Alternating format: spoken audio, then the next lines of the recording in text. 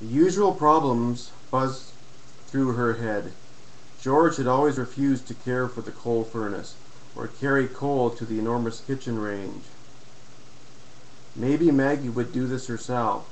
She had been with them as a cook for 20 years and was strong and willing.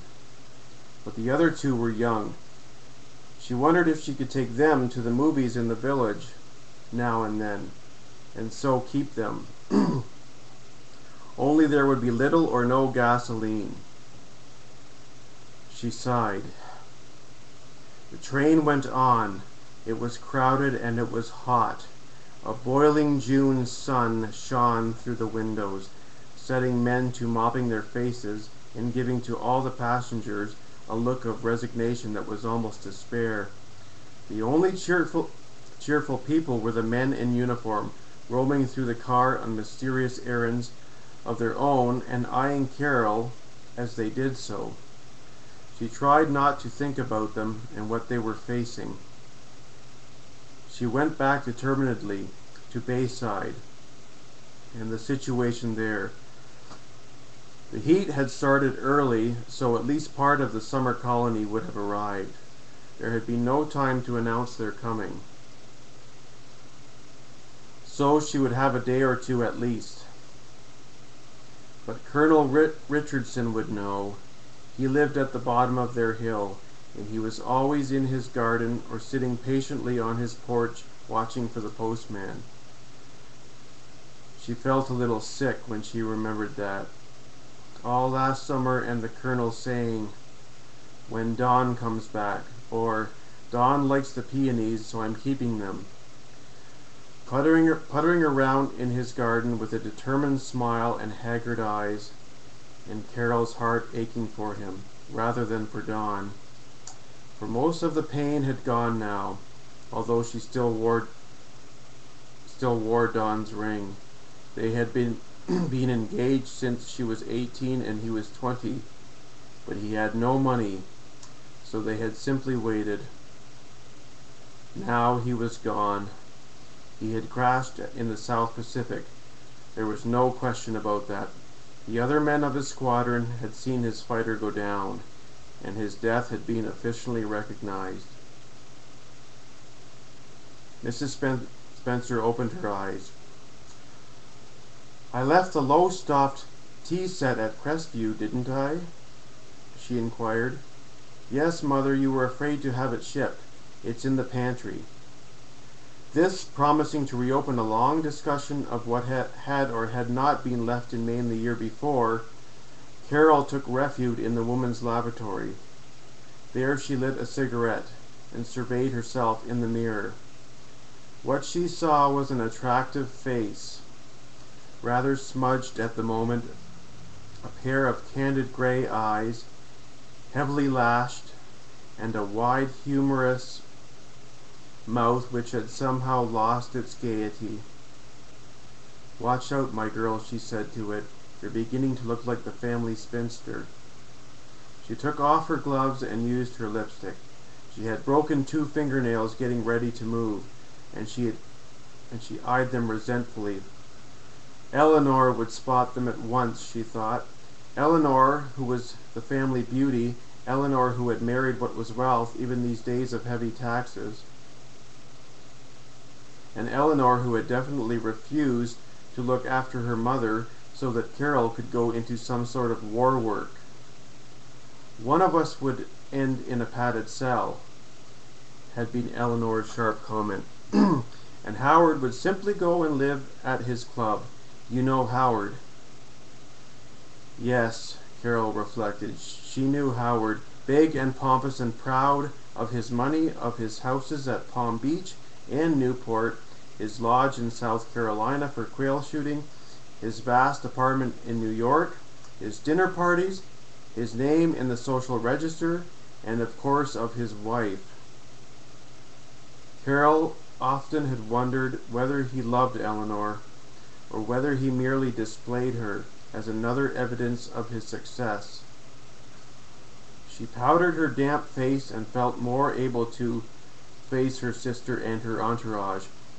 But although the Hilliard limousine met them at Providence, Eleanor was not in it, nor was she at the house when they finally reached it.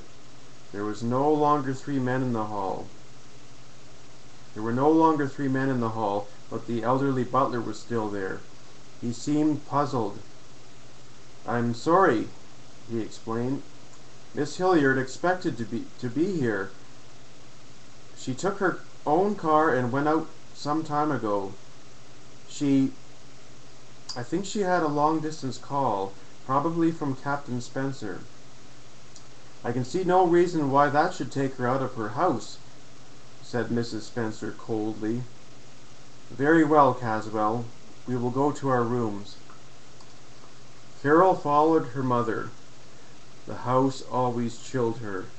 It was on too large a scale. And she was puzzled about Eleanor, too. Whatever her failings, she kept her appointments. It was part of her social creed. Mrs. Spencer, however, was merely exasperated. "I have learned not to expect much from my children," she said, "but when I come here so seldom—" "She'll turn up, Mother," Carol said pacifically. "She always does, you know." But it was a long time before Eleanor, so to speak, turned up. She was even in the house almost an hour before they saw her at all. Carol, standing at the window, saw her drive in the gay foreign car she affected, and smiled at her mother. "She's here," she said. "Brace yourself, darling." Only Eleanor did not come. Mrs. Spencer's reproaches died on her lips. Her air of dignified injury began to weaken. And when at last the prodigal did appear, there was obviously something wrong. Not that she did not give an excellent performance. "Sorry, my dears," she said in her light voice. "Some awful man here about the blackout. Have you had lunch?" "We had trays up here," her mother said, the injury returning. "I don't think, Eleanor—" But Eleanor was not listening.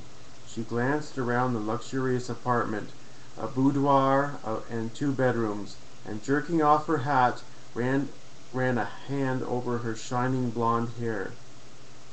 Carol, watching her and still puzzled, wondered how she had kept her beauty. 32, she thought, and she doesn't look as old as I do. Or does she? Certainly Eleanor was looking tired and harassed, and perhaps, if such a thing were possible, rather frightened. "I hope you will be comfortable," she was saying. "It's the most awful rotten luck, but I have to go to New York tomorrow. In this heat, too. Isn't it dreadful?" Mrs. Spencer stared at her. "I do think, Eleanor—" she began again. "I know, my dear," Eleanor said. "It's sickening, but I have to go. We're giving a dinner next week, and my dress has to be fitted on Saturday. I have to have one. I'm in rags." Carol smiled faintly. Eleanor in rags, with a dressing room lined with closets filled with exquisite clothes, and was not even a figure of speech. "Where will you stay?" she asked. "Your apartment's closed, isn't it? I thought Howard was at his club." "I'll find some place," Eleanor said, still airily. "Maybe the Colony Club. Howard's not coming out this weekend. He's playing golf on Saturday at Piping Rock." Mrs. Spencer had lapsed into indignant silence. Eleanor did not look at her. She was really not looking at anyone. "I have a shocking headache," she said, putting her hand with its huge square-cut diamond to her head. "Do you mind if I lie down for a while? Do what you like, of course." "Just what would you propose?" Just what would you propose?" Carol said, amused. I can curl up with a book. But what about Mother? Once more, however, she realized that her words had not penetrated Eleanor's mind. Behind her lovely face something was happening. It was as if her speech was following a pattern already cut and prepared when she entered the room. "Dinner's at 8," she said abruptly. "I'll see you then."